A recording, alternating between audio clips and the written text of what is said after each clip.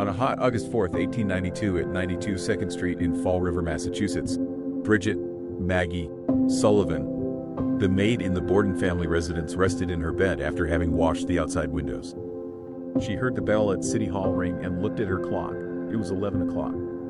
A cry from Lizzie Borden, the younger of two Borden daughters, broke the silence. "Maggie, come down. Come down quick. Father's dead. Somebody came in and killed him." A half hour or so later, after the body, hacked almost beyond recognition, of Andrew Borden had been covered in the downstairs search by police for evidence of an intruder, a neighbor who had come to comfort Lizzie, Adelaide Churchill, made a grisly discovery on the second floor of the Borden home: the body of Abby Borden, Lizzie's stepmother.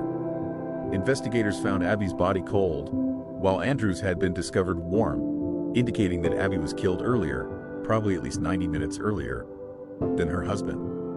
Under the headline, "Shocking Crime, a venerable citizen and his aged wife hacked to pieces in their home," the Fall River Herald reported that news of the Borden murders spread like wildfire and hundreds poured into 2nd Street, where for years Andrew J. Borden and his wife had lived in happiness. The Herald reporter who visited the crime scene described the face of the dead man as sickening. Over the left temple, a wound 6 by 4 inches wide had been made as if it had been pounded with the dull edge of an axe. The left eye had been dug out and a cut extended the length of the nose. The face was hacked to pieces and the blood had covered the man's shirt. Despite the gore, the room was in order and there were no signs of a scuffle of any kind. Initial speculation as to the identity of the murderer, the Fall River Herald reported, centered on a Portuguese laborer who had visited the Borden home earlier in the morning and asked for the wages due him, only to be told by Andrew Borden that he had no money and to call later. The story added that medical evidence suggested that Abby Borden was killed by a tall man who struck the woman from behind. 2 days after the murder, papers began reporting evidence that 33-year-old Lizzie Borden might have had something to do with her parents' murders. Most significantly, Eli Bentz, a clerk at S.R. Smith's drugstore in Fall River, told police that Lizzie visited the store the day before the murder and attempted to purchase prussic acid, a deadly poison. A story in the Boston Daily Globe reported rumors that Lizzie and her stepmother never got along together peacefully, and that for a considerable time back they have not spoken, but noted also that family members insisted relations between the two women were quite normal. The Boston Herald, meanwhile, viewed Lizzie as above suspicion. From the consensus of opinion, it can be said, in Lizzie Borden's life there is not one unmaidenly nor a single deliberately unkind act. Police came to the conclusion that the murders must have been committed by someone within the Borden home, but were puzzled by the lack of blood anywhere except on the bodies of the victims and their inability to uncover any obvious murder weapon. Increasingly, suspicion turned toward Lizzie, since her older sister, Emma, was out of the home at the time of the murders. Investigators found it odd that Lizzie knew so little of her mother's whereabouts after 9 a.m. when, according to Lizzie, she had gone upstairs to put shams on the pillows. They also found unconvincing her story that during the 15 minutes in which Andrew Borden was murdered in the living room, Lizzie was out in the backyard barn, looking for irons, lead seekers, for an upcoming fishing excursion. The barn loft where she said she looked revealed no footprints on the dusty floor, and the stifling heat in the loft seemed likely to discourage anyone from spending more than a few minutes searching for equipment that would not be used for days. Theories about a tall male intruder were reconsidered, and one leading physician explained that hacking is almost a positive sign of a deed by a woman who is unconscious of what she is doing. The trial of Lizzie Borden opened on June 5, 1893 in the New Bedford courthouse before a panel of 3 judges. A high-powered defense team, including Andrew Jennings and George Robinson, the former governor of Massachusetts, represented the defendant, while District Attorney Knowlton and Thomas Moody argued the case for the prosecution. Before a jury of 12 men, Moody opened the state's case. When Moody carelessly threw Lizzie's blue frock on the prosecution table during his speech, it revealed the skulls of Andrew and Abby Borden. The sight of her parents' skulls, according to a newspaper account, caused Lizzie to fall into a faint that lasted for several minutes, sending a thrill of excitement through awestruck spectators and causing unfeigned embarrassment and discomfiture to penetrate the ranks of counsel. For most of the 2 hours of Moody's speech, Lizzie watched from behind a fan as the prosecutor described Lizzie as the only person having both the motive and opportunity to commit the double murders, and then pulled from a bag the head of the axe that he claimed Lizzie used to kill her parents. The first several witnesses for the state testified concerning events in and around the Borden home on the morning of August 4, 1892. The most important of these witnesses, 26-year-old Bridget Sullivan, testified that Lizzie was the only person she saw in the home at the time her parents were murdered, though she provided some consolation to the defense when she said that she had not witnessed, during her over 2 years of service to the family, signs of the rumored ugly relationship between Lizzie and her stepmother. Everything was pleasant, she said. Lizzie and her mother always spoke to each other. Other prosecution witnesses disputed Sullivan's assertion that all was fine between Lizzie and her stepmother. For example, Hannah H. Gifford, who made a garment for Lizzie a few months before the murders, described a conversation in which Lizzie called her stepmother a mean good-for-nothing thing, and said, "I don't have much to do with her. I stay in my room most of the time." Sullivan also testified that Andrew and Abby Borden experienced stomach pains on the day before the murder and told jurors that at the presumed time of Abby's murder, Lizzie claimed she was washing outside windows. Sullivan testified that she opened the door for Andrew Borden after he returned home from his walk about town, and then described hearing Lizzie's cry for help a few minutes after 11 o'clock.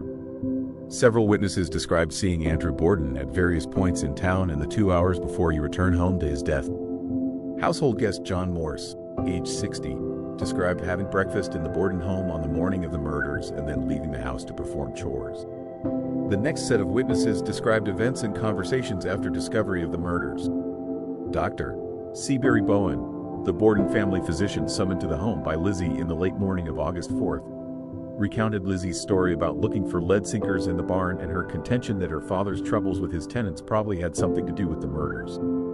On cross-examination, Seabury agreed with the defense's suggestion that the morphine he prescribed for Lizzie might account for some of the confused and contradictory testimony she gave at the inquest following the murders.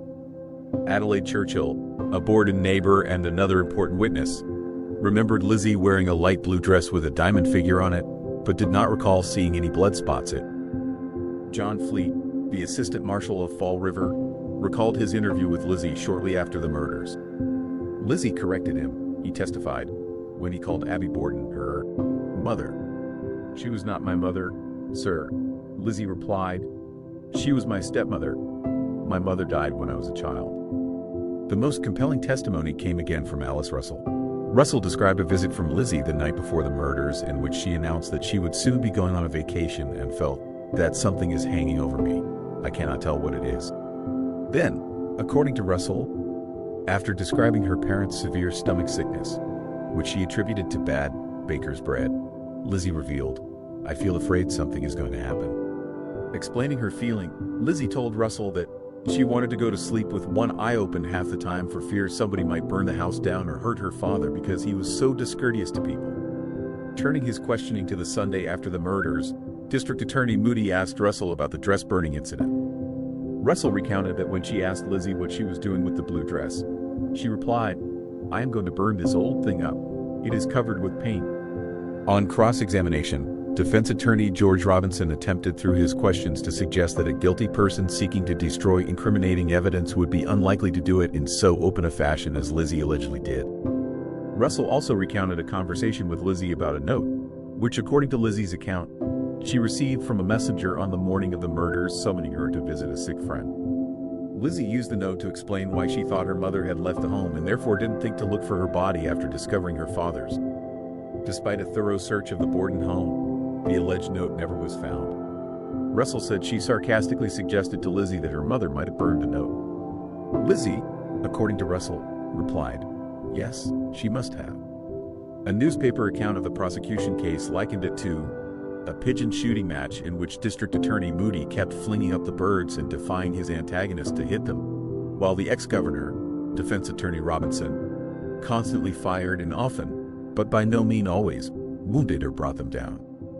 Robinson's performance impressed reporters, with one writing that the ex-governor is certainly without equal in New York City as a cross-examiner. Robinson seemed ready to turn more or less to his own account nearly every government witness, according to one trial reporter. The defense made its case using, for the most part, the state's own witnesses. "There has never been a trial so full of surprises," wrote one reporter covering the trial, "with such marvelous contradictions given by witnesses called for a common purpose." The defense kept hammering at the contradictory testimony of key prosecution witnesses. The defense also explored holes in the prosecution case, where the defense asked, "Is the handle that supposedly broke off from the axe head that the state hauled into court and claimed was part of the murder weapon?" The state had no answer. The defense also exploited the government's own timeline, which allowed from 8 to 13 minutes between Andrew Borden's murder and Lizzie's call to Bridget Sullivan. Robinson tried to suggest the difficulty of washing blood off one's person, clothes, and murder weapon of blood, and then hiding the murder weapon, all within that short span of time. The decisive moment in the trial might have come when the three-judge panel ruled that Lizzie Borden's inquest testimony, full of contradictions and implausible claims, could not be submitted into evidence by the prosecution. The judges concluded that Lizzie, at the time of the coroner's inquest, was for all practical purposes a prisoner charged with 2 murders, and that her testimony at the inquest, made in the absence of her attorney, was not voluntary. Lizzie should have been warned, the judges said, that she had a right under the Fifth Amendment of the Constitution to remain silent. The judges rejected the state's argument that Lizzie was only a suspect, not a prisoner, at the time of the inquest, and that anyway her statement should be admitted because it was in the nature of a denial rather than a confession. The prosecution rested its case on June 14th after one final defeat. The state wanted to have druggist Eli Bentz recount for the jury his story of Lizzie Borden visiting a Fall River drugstore on the day before the murders and asking for 10 cents worth of prussic acid, a poison. With the jurors excused, each leaving the courtroom with a palm leaf fan and ice water, the state tried to establish through medical experts, druggists, furriers, and chemists the qualities, properties, and uses of prussic acid.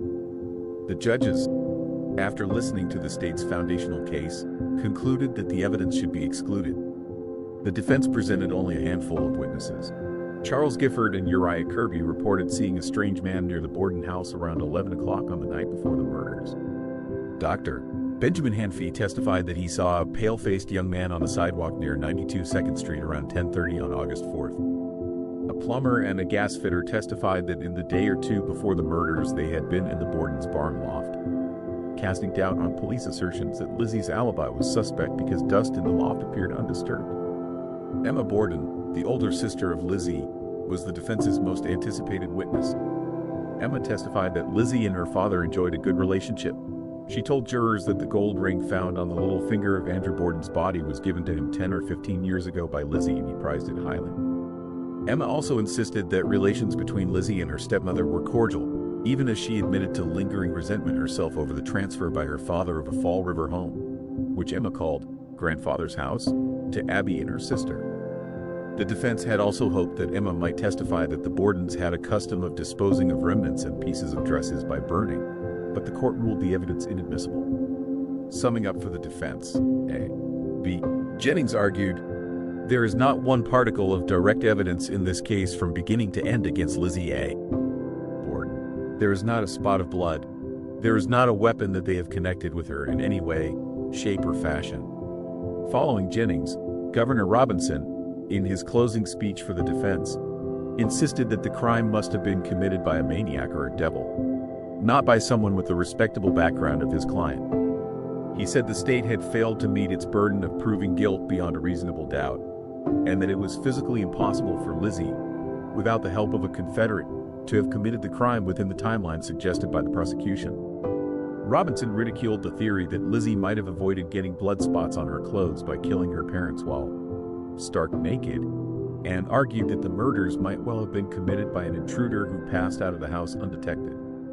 After Hosea Knowlton's able summing up of the prosecution's evidence, Justice Dewey charged the jury. According to one newspaper report, had the judge been the senior counsel for the defense, making the closing plea in behalf of the defendant, he could not have more absolutely pointed out the folly of depending upon circumstantial evidence alone. It was, the newspaper said, a remarkable charge, a plea for the innocent. Justice Dewey told jurors they should take into account Lizzie's exceptional Christian character, which entitled her to every inference in her favor. The jury deliberated an hour and a half before returning with its verdict. The clerk asked the foreman of the jury, "What is your verdict?" "Not guilty," the foreman replied simply. Lizzie let out a yell, sank into her chair, rested her hands on a courtroom rail, put her face in her hands, and then let out a second cry of joy. Soon, Emma, her counsel, and courtroom spectators were rushing to congratulate Lizzie. She hid her face in her sister's arms and announced, "Now take me home. I want to go to the old place and go at once tonight." Papers generally praised the jury's verdict. The New York Times, for example, editorialized, "It will be a certain relief to every right-minded man or woman who has followed the case to learn that the jury at New Bedford has not only acquitted Miss Lizzie Borden of the atrocious crime with which she was charged, but has done so with a promptness that was very significant." The Times added that it considered the verdict a condemnation of the police authorities of Fall River who secured the indictment and have conducted the trial. Not stopping there, the Times editorialist blasted the vanity of ignorant and untrained men charged with the detection of crime. In smaller cities, the police in Fall River, the editorial concluded, are the usual inept and stupid and muddle-headed sort that such towns manage to get for themselves. It is probably fair to say that, however likely it might be that Lizzie did murder her parents, the prosecution failed to meet its burden of proving guilt beyond a reasonable doubt. The state's case rested largely on the argument that it was impossible for anyone else to have committed the crime. For the Borden jury, that, and a few other suspicious actions on Lizzie's part, such as burning a dress, turned out not to be enough for a conviction. Had the defendant been a male, some speculate, the jury might have been more inclined to convict. One of the defense's great advantages was that most persons in 1893 found it hard to believe that a woman of Lizzie's background could have pulled off such brutal killings. After the trial, Lizzie Borden returned to Fall River where she and her sister Emma purchased an impressive home on the hill, which they called Maplecroft. Lizzie took an interest in theater, frequently attending plays and often associating with actors, artists, and bohemian types. Emma moved out of Maplecroft in 1905. Lizzie continued to live in Maplecroft until her death at age 67 in 1927. She was buried by the graves of her parents in Fall River's Oak Grove Cemetery.